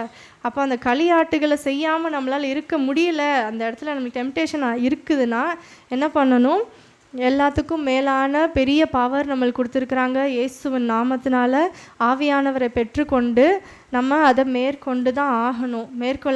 முடியாத பட்சத்தில் நம்மளுக்கு ஃப்ரெண்ட்ஸ் யாராவது, ஆவிக்குரிய நண்பர்கள், அதனால தான் நம்மளுக்கு ஆவிக்குரிய நண்பர்கள் இருக்கணும். நம்ம கூட உட்காந்து ஜபிக்கிறதுக்கு. நம்மளால் ஜபிக்க முடியாத நேரங்கள்லாம் நிறையா வரும். அந்த டைமில் நம்ம கூட உட்காந்து ஜபிக்க ஒரு டீமோ 4 பேரோ 5 பேரோ இருந்தாலுமே போதும். ஆவிக்குரிய நண்பர்களை ஏற்படுத்துங்க. வாரம் ஒருக்க கூடி ஜெபிங்க. முடிஞ்ச வரைக்கும் 2 பேரோ 3 பேரோ சேர்ந்தாலே அங்கே நான் வருவேன் ஆண்டவர் சொல்லியிருக்கிறார்ல. அப்போ ஒரு 2-3 பேர் சேர்ந்து உட்காந்து ஜெபிக்கிற ஒரு கூட்டத்தை ஏற்படுத்துங்க. வேலை செய்கிற இடத்துல எவ்வளவோ ஃப்ரெண்ட்ஸ் இருக்கிறாங்க, சர்ச்சில் நம்மளுக்கு எவ்வளோ ஃப்ரெண்ட்ஸ் இருக்காங்க. ஆனால் ஆவிக்குரிய நண்பர்கள்ங்கிறது ரொம்ப முக்கியம் நம்ம லைஃப்பில். அப்போது ஆவிக்குரிய நண்பர்களோடு சேர்ந்து நம்ம ஜெபித்து இதை மேற்கொள்ள முடியும், நம்மளால் தனியாக மேற்கொள்ள முடியாத டைமில். ஸோ இதெல்லாம் நம்ம மேற்கொள்ள தான் செய்யணும். அதுக்காக நம்மளுக்கு நிறைய பவர்ஸ் கொடுத்துருக்குறாங்க கர்த்தர். இது மாம்சத்தின் போராட்டத்தை மேற்கொள்றதுக்கு சிம்பிளிஃபைடாக கொடுத்துருக்கு நம்மளுக்கு வருஷம். என்னென்னா, டெய்லி நம்ம தூங்கும்போது காலையில் எழுந்திரிச்சு கர்த்தர்கிட்ட கண்டிப்பாக ஒப்பு கொடுப்போம். ஏன்னா நம்ம போகிறோம், வேலைக்கு போகிறோம் வர்றோம், ப்ரொடெக்ஷன் வேணும்னு தெரியும், ஒரு பயம் இருக்கும், நம்ம ஒப்பு கொடுப்போம். ஆனால் நைட்டு தூங்கும்போது எத்தனை பேர் ஜெபிச்சுட்டு தூங்குகிறோம்? அது ரொம்ப முக்கியம். நம்ம டெய்லி உலகத்துக்குள்ளே போயிட்டு நைட்டு வரும்போது கர்த்தர்கிட்ட டெய்லி நம்ம சரண்டர் பண்ணணும். நம்மளோட ஆவி, ஆத்மா, சரீரத்தை ஒப்பு கொடுக்கணும். ரொம்ப முக்கியமான ஒரு காரியம் அது. அதோடு கூட இயேசுவின் ரத்தத்தினால் என்னை கழுவிக்கிறேன் அப்படிங்கிறதையும் கண்டிப்பாக அதில் சொல்லி ஆகணும். அதோட சங்கீதத்தில் சொன்னாங்க, அவங்க கன்ஃபஸ் பண்ணணும், நம்ம பாவங்களை அறிக்கை செய்து விட்டுவிடணும் அப்படின்னு சொன்னாங்க. பாவங்களை டெய்லி நம்ம செய்யக்கூடிய பாவங்கள் நம்மளுக்கு தெரியும். நம்ம பாவம் என்னன்னு நம்மளுக்கும் கர்த்தருக்கும் மட்டும்தான் தெரியும். அது எல்லாத்தையும் நம்ம வாயினால் அறிக்கை பண்ணி விடணும். இது 3 காரியங்களையும் நம்ம டெய்லி நைட்டு பண்ணும்போது நம்ம மாம்சம் பலவீனமாக இருக்கிறதுமே பலமாக மாறும். ஸோ அதுக்கு மேலே நம்மளுக்கு ஜீசஸ் பிளட்டும் இருக்குது. அதை கொண்டு நம்ம இந்த மாம்சத்தின் கிரியைகளை மேற்கொள்ள முடியும். ஸோ கடைசியாக இப்போது நம்ம இஸ்ரவேலர்கள் கடந்து வந்த பாதை தான் இது எல்லாமே. வனாந்தரத்தில் 40 வருஷம் சுற்றும் போது அவங்க வந்த எல்லாமே கில்கால், பெத்தேல், எரிகோ, யோர்தான், இது எல்லாத்தையுமே அவங்க கடந்து தான் வந்தாங்க. இது எல்லாமே தடைகளாக வந்துச்சே தவிர எங்கேயாச்சும் ஆண்டவர் அவங்கள விட்டுட்டாங்களா, இதில் மூழ்கி போயிடு அப்படின்னு சொல்லி எங்கேயாவது கைவிட்டாரா? எங்கேயுமே விடலை. கர்த்தர் அதுக்காக அவங்கள அனுப்பல. எல்லாமே இந்த தடைகள் எல்லாம் நம்ம மேற்கொண்டாதான் அடுத்த ஸ்டெப்புக்கு போக முடியுங்கிறதுக்காக தான் இதை கர்த்தர் கொடுத்து அவங்க மூழ்கி போகாதபடிக்கும் கரம் பிடிச்சு தூக்கி அவங்க உதவி பண்ணி கடைசியில் கானானுக்குள்ளே போய் சேரும்படியாக அவங்க நடத்துனாங்க. ஸோ இந்த பாதை எலியா இந்த நாளையும் கிராஸ் பண்ணி யோர்தானை தாண்டி அந்த சைடு போனதுக்கப்புறம் என்னாச்சு எலியாக்குன்னா, அவர் அக்கினி ரதத்தில் ஏறி பரலோகத்துக்கு போயிட்டார். ஸோ இது 4 கட்டத்தையும் நம்ம லைஃப்பில் நம்ம கிராஸ் பண்ணி வந்தால் தான் பரலோகத்துக்கு ரீச் ஆக முடியும் அப்படிங்கிறது தான் இன்றைக்குடைய செய்தி. கர்த்தர் இந்த வார்த்தைகளை ஆசீர்வதிப்பாராக. ஆமென்.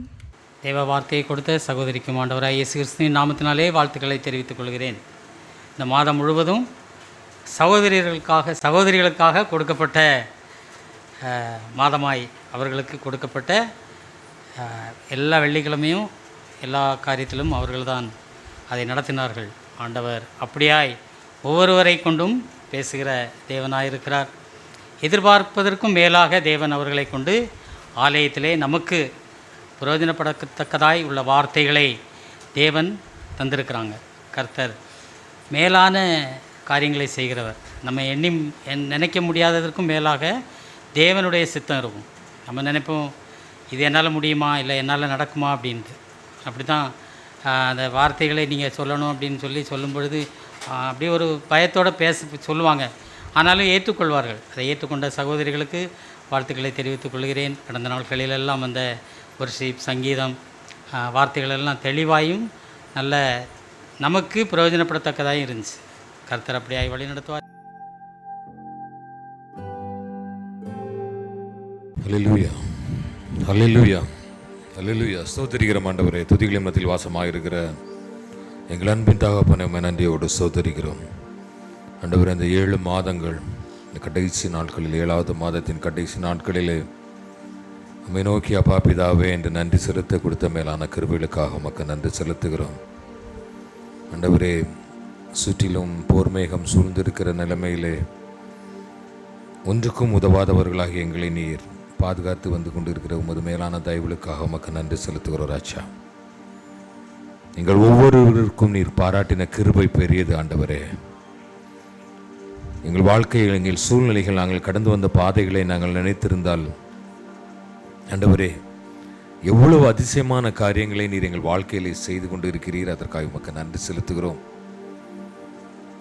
தகப்பனே. அருமையான வியாதியில் இருந்த பிள்ளைகளுக்கு நீர் கொடுத்த பரிபூர்ண விடுதலைக்காக உமக்கு நன்றி செலுத்துகிறோம். நல்ல ஒரு பிரசவத்தை சபையில் நீர் கொடுத்தீர், அதற்காக நன்றி செலுத்துகிறோம். அருமையான மகள் ஷாலினிக்காய் நன்றி செலுத்துகிறோம். வரும் நாட்களில் இருக்கிற அந்த சர்ஜரிக்காக ஆண்டவரே உமது பாதங்களில் ஒப்படைக்கிறோம். விசேஷமாக அருமையான தகப்பனே, எங்கள் ஜெபத்தை நீர் கேட்டீர், நீர் அங்கீகரித்தீர் ஆண்டவரே. எங்களுக்கும் நீர் போதுமானவராய் இருக்கிறீர் என்பது ஒவ்வொரு காரியங்களிலும் எங்களை நீர் விசுவாசத்தை வர்த்திக்க பண்ணுகிற கிருபைகளுக்காக உமக்கு நன்றி செலுத்துகிறோம் ராஜா. ஆண்டவரே, பிரபுக்கு கொடுத்த அந்த வேலைக்காய் நன்றி செலுத்துகிறோம் ஆண்டவரே. யாருக்கும் கிடைக்காத ஒரு பாக்கியம் தகப்பனே ஆண்டவரே. குடும்பங்கள் பட்ட வேதனைகளை நீர் அறிந்திருப்பீர் ஆண்டவரே. அவருடைய கண்ணீர்களை நீர் துருத்தியில் வைத்திருக்கிறீர் என்பதை நாங்கள் உணர்கிறோம் ராஜா. ஆண்டவரே, எங்கள் பிரயாசங்கள் அல்ல தகப்பனே, எங்கள் வாஞ்சைகள் அல்ல தகப்பனே, உமது சித்தம் ஆண்டவரே. உமால் ஆகாத காரியம் ஒன்றும் இல்லை என்கிற ஒரு விசுவாசத்தை எங்களுக்கு இன்னும் நீர் அதிகமாய் தந்த தயவுகளுக்காக நன்றி செலுத்துகிறோம். மனு கொடுத்த அந்த நல்ல ஒரு டிரான்ஸ்ஃபருக்காக நன்றி செலுத்துகிறோம் ராஜா. நன்றியோடு ஸ்தோத்தரிக்கிறோம் தகப்பனே. ஆண்டவரே, எங்கள் இந்திய தேசத்தை உமது கரங்களில் ஒப்படைக்கிறோம் ஆண்டவரே. விசேஷமாக எங்கள் தமிழ்நாட்டை உமது கரங்களில் ஒப்படைக்கிறோம் தகப்பனே. எல்லா சூழ்நிலைகளையும் நீர் பார்த்து கொண்டிருக்கிறீர். ஏற்ற காலங்களில் ஏற்ற காரியங்களில் நீர் செய்ய போகிற தயவுகளுக்காக உமக்கு நன்றி செலுத்துகிறோம். நல்ல ஒரு மழையை நீர் கொடுக்க வேண்டுமாய் ஜெபிக்கிறோம் தகப்பனே. வறட்சியின் பத்திலே விவசாயிகள் படும் பாடுகளை நாங்கள் அறிந்து கொண்டு இருக்கிறோம் தகப்பனே. ஏற்ற வேளையிலே எல்லா காரியங்களையும் நீர் செய்ய வேண்டுமாய் ஜெபிக்கிறேன். எங்கள் தேசத்தை நீர் ஆசீர்வதியும் ஆண்டவரே. இந்த வளைகுடா நாடுகளை கரங்களில் ஒப்படைக்கிறோம் தகப்பனே. மக்கள் அனைவரும் நிம்மதியோடு இருக்க நீர் கிருபை செய்ய வேண்டுமாய் ஜெபிக்கிறேன் ஆண்டவரே. சபைக்காக கரங்களில் ஒப்படைக்கிறேன். சபையை நீர் பொறுப்படுத்திக் கொள்ளும், வழிநடத்துங்க தகப்பனே. ஒவ்வொரு பிள்ளைகளும் சிறியோர் முதல் பெரியோர் வரை நீர் ஆசீர்வதிக்க வேண்டுமா ஜெபிக்கிறோம் ஆண்டவரே. ஒவ்வொருவருக்கும் ஒவ்வொரு எண்ணங்கள், ஒவ்வொரு கண்ணீர்கள், ஒவ்வொரு வேதனைகளோடு வந்திருப்பார்கள் தகப்பனே. ஆண்டவரே, பிள்ளைகளுடைய வேதனைகளை நீர் அறிந்திருக்கிறீர். ஒவ்வொருவருடைய கண்ணீரும் அது துருத்தியில் இருக்கிறது என்பதை நாங்கள் அறிகிறோம் தகப்பனே. ஒவ்வொருவருக்கும் இண்டிவிஜுவலாக ஒவ்வொருவருக்கும் இருக்கிற பிரச்சனைகளை என் தேவன் நீர் கண்ணோக்கி பார்க்க வேண்டுமாய் செபிக்கிறோம். ஒருவேளை மனிதர்கள் அறிய மாட்டார்கள் தகப்பனே, நீர் அறிந்திருக்கிறீர். நீர் சர்வத்தையும் அறிந்திருக்கிறபடியால் நமக்கு நன்றி செலுத்துகிறோம் ஆண்டவரே. இன்னுமாய் வேலையிலே பிரச்சனை இருக்கிற ஒவ்வொரு பிள்ளைகளுக்காகவும், இக்காமா பிரச்சனை, சேலரி பிரச்சனை, ஒவ்வொருவரையும் நீர் மாற்ற வேண்டுமாய் செபிக்கிறோம். விசேஷமாக எங்கள் சபையின் ஒவ்வொரு பிள்ளைகளுடைய இருதயத்தின் வாஞ்சைகளை நீர் நிறைவேற்ற வேண்டுமாய் செபிக்கிறோம் ஆண்டவரே. இந்த தேசத்தில் எங்கள் குடும்பங்களை நீர் கண்ணோக்கி பாரும். அவர்களுக்கு நீர் போதுமானவராய் நீர் இருக்க வேண்டுமாய் செபிக்கிறோம் ஆண்டவரே. நன்றி செலுத்துகிறோம் ஆண்டவரே. இன்னும் வெக்கேஷனுக்காக கடந்து சென்றிருக்கிற ஒவ்வொரு பிள்ளைகளுக்காக நன்றி செலுத்துகிறோம். அருமையான ஆண்டவரே, இந்த நாளிலும் அருமையான விமல் பாண்டியன் சொன்னது போல அருமையான சகோதரிக்கு நீர் அந்த ப்ரோமெட்ரிக் எக்ஸாமில் நீர் வேறு ஒரு வெற்றியை கொடுத்த தயவுக்காக நமக்கு நன்றி செலுத்துகிறோம். பிள்ளைகளுடைய வாஞ்சைகளை நீர் நிறைவேற்றினீர். இன்னும் மகளை குறித்து நீர் முன்குறித்து வைத்திருக்கிற ஒவ்வொரு காரியங்களையும் மக்களுடைய வாழ்க்கையிலே விசேஷமாக விமலுடைய வாழ்க்கையிலும் நீர் நிறைவேற்ற வேண்டுமாய் செபிக்கிற ஆண்டவரே. அதன் மூலமாக இந்த குடும்பம் இன்னும் எழும்பி பிரகாசிக்க நீர் கிருபை செய்ய வேண்டுமாய் செபிக்கிற ஆண்டவரே. நன்றி செலுத்துகிறோம். சபைக்காய் உழைக்கிற ஓடுகிற ஒவ்வொரு பிள்ளைகளுக்காக நன்றி செலுத்துகிறோம். விசேஷமாக அந்த கால சூழ்நிலைகளும் எங்கள் பிள்ளைகள் ஆண்டவரே, சிறு பிள்ளைகளும் வயதானவர்களும் பாதிக்கப்பட்டு விடாமல் இருக்க நீர் கிருபை செய்ய வேண்டுமாய் செபிக்கிறோம். அருமையான ஒவ்வொரு பாகம் எடுத்த ஒவ்வொரு பிள்ளைகளுக்காக நன்றி செலுத்த வருங்காலங்களில் ஒவ்வொருவரும் வாஞ்சையோடு இந்த காரியங்களை ஏற்று நடத்த நீர் கிருபை செய்ய வேண்டுமாய் செபிக்கிறோம். அருமையான ஆராதனை நடத்த மகனை நீர் பொறுப்படுத்திக் கொள்ள வேண்டுமாய் செபிக்கிறோம். மகனுக்கும் இம்மட்டும் நீர் போதுமானவராக இருந்து வரும் காலங்களிலும் மகனுக்கு நீர் போதுமானவராக நீர் இருக்க வேண்டுமாய் செபிக்கிறோம். இயேசு கிறிஸ்துவின் நாமத்தில் பிதாவே, ஆமென். கர்த்தராகிய இயேசு கிறிஸ்துவின் கிருபையும் பிதாவாகிய தேவனுடைய அன்பும் பரிசுத்த ஆவியானவருடைய ஐக்கியமும் சிநேகமும் நம் அனைவரோடும் கூட இன்றும் என்றும் சதா காலங்களிலும் தங்கியிருப்பதாக. ஆமென், ஆமென். ஹல்லேலூயா, ஹல்லேலூயா, ஹல்லேலூயா.